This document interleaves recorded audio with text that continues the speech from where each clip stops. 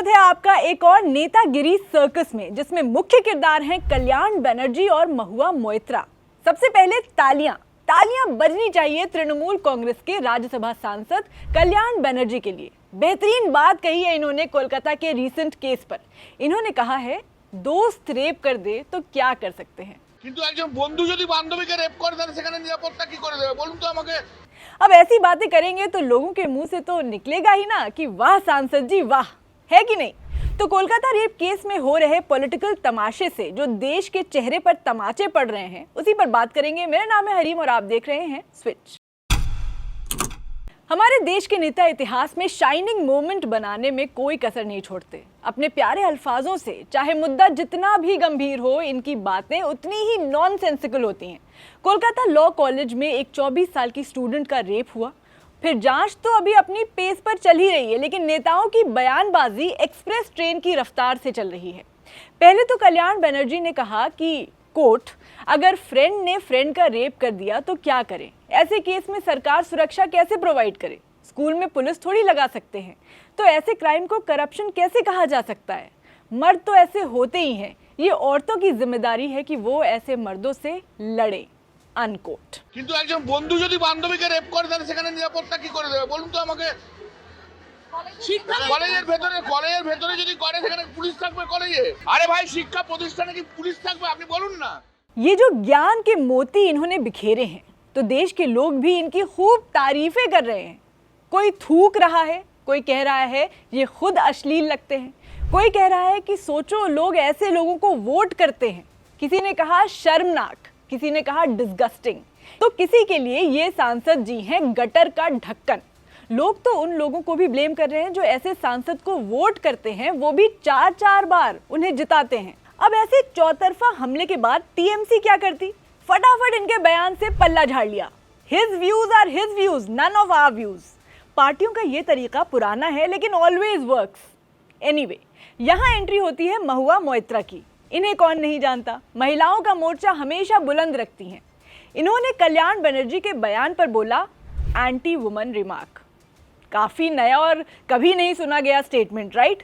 लोगों ने कहा इनका ये ट्वीट चलो रिएक्शन देकर एक ड्यूटी निभा लेते हैं वाला वाइब दे रहा था। बहरहाल फिर शुरू हुआ वार पलटवार। बनर्जी जी का मेल ईगो पहुंचा 5G डेटा की तरह आसमान पर।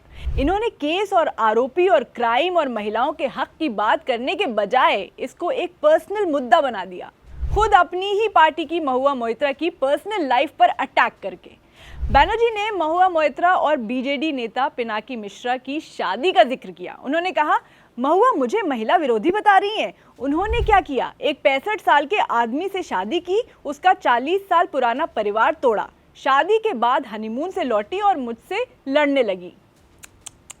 अब लोग कह रहे हैं इस बात का उस लड़की से कोई भी लेना देना है जिसके साथ कोलकाता के कॉलेज में ऐसा गलत काम हुआ है।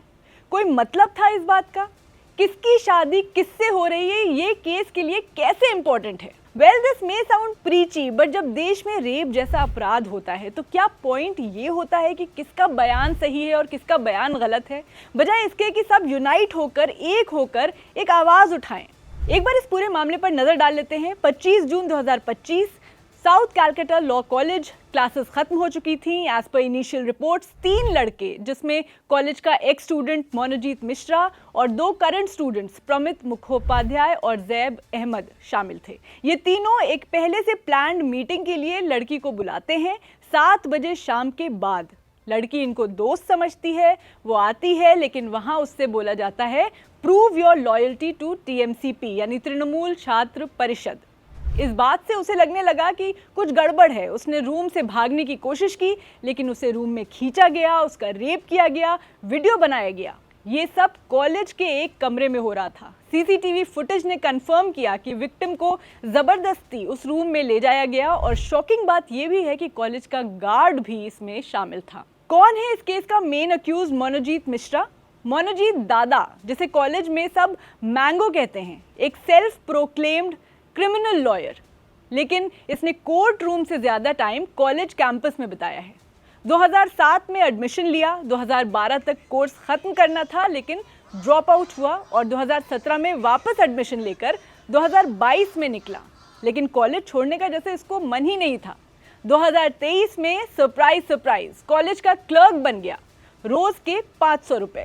इसकी प्रोफाइल किसी कैंपस हीरो की नहीं बल्कि सीरियल ऑफेंडर की थी। 2019 महिला छात्र के कपड़े फाड़ने का आरोप, 2022 छेड़छाड़ का मामला दर्ज, 2024 सिक्योरिटी गार्ड को पीटा, कैंपस प्रॉपर्टी तोड़ी।